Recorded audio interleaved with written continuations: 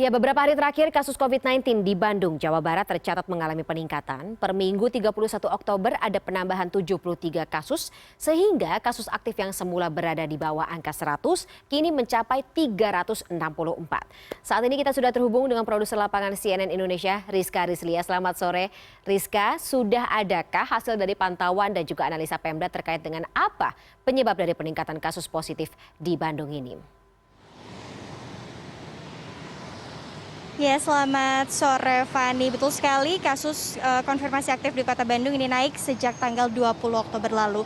Informasi yang saya dapatkan dari Dinas Kesehatan Kota Bandung, ini terdapat kemungkinan 3 faktor yang menyebabkan adanya kenaikan kasus di Kota Bandung. Yang pertama adalah masih abai atau masih kurang disiplinnya masyarakat untuk menerapkan protokol kesehatan. Kemudian yang kedua adalah adanya peningkatan pemberlakuan 3T yang dilakukan oleh pemerintah Kota Bandung. Yang ketiga adalah adanya kemungkinan varian baru. Namun di Kota Bandung sendiri untuk sampai saat ini tidak ada informasi terkait adanya varian baru di Kota Bandung. Oleh karena itu pihak Dinkes Kota Bandung menyatakan bahwa di Kota Bandung ini faktor yang menyebabkan naiknya kasus ini ada 2, yaitu yang pertama adalah masih abainya masyarakat untuk menerapkan prokes, dan yang kedua adalah peningkatan 3T tadi, testing, tracing, dan treatment.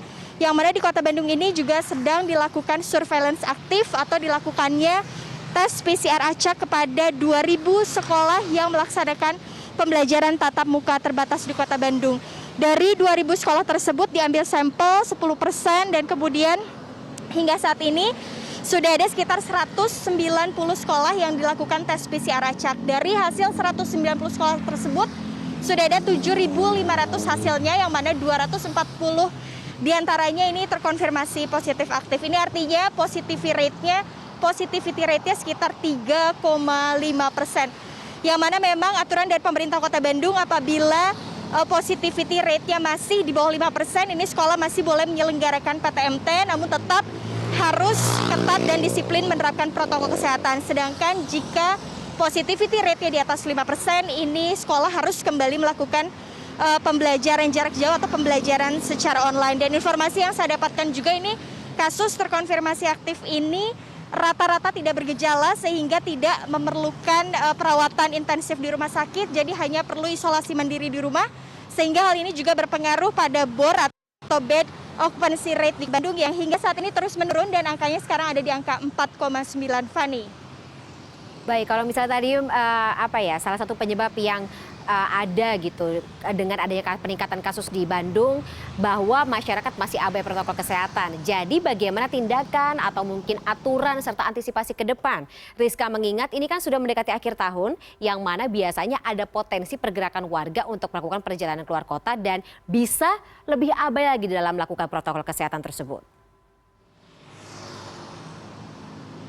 Iya, betul sekali Fani. Untuk terkait protokol kesehatan ini, pemerintah Kota Bandung terus mengimbau masyarakat untuk tidak abai, tidak kemudian lengah mengingat adanya pelonggaran yang ada di Kota Bandung. Mengingat saat ini juga Kota Bandung ada di PPKM level 2, yang mana para pengusaha juga sudah boleh buka sampai pukul 9 malam. Tapi hingga saat ini juga masih ada beberapa yang melanggar, dan tentunya pemerintah Kota Bandung berkoordinasi dengan pihak-pihak lainnya untuk terus menggalakkan penerapan prokes ini. Yang kedua ini yang dilakukan adalah percepatan vaksinasi. Untuk vaksinasi di Kota Bandung sendiri, ini vaksinasi dosis pertama sudah lebih dari 94%.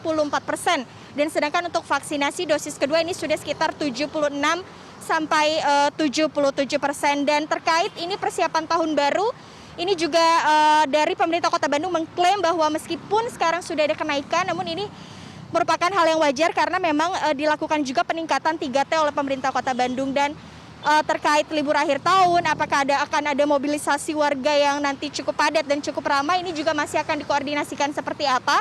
Yang jelas 3T ini, kemudian kemampuan laboratorium pemerintah Kota Bandung ini juga terus ditingkatkan agar juga dapat menganalisis bagaimana kondisi di lapangan seperti apa, sehingga dapat menghasilkan kebijakan yang tepat sesuai dengan kondisi di lapangan nanti, Fani. Baik, terima kasih atas informasinya Rizka Rizlia melaporkan dari Kota Bandung, Jawa Barat.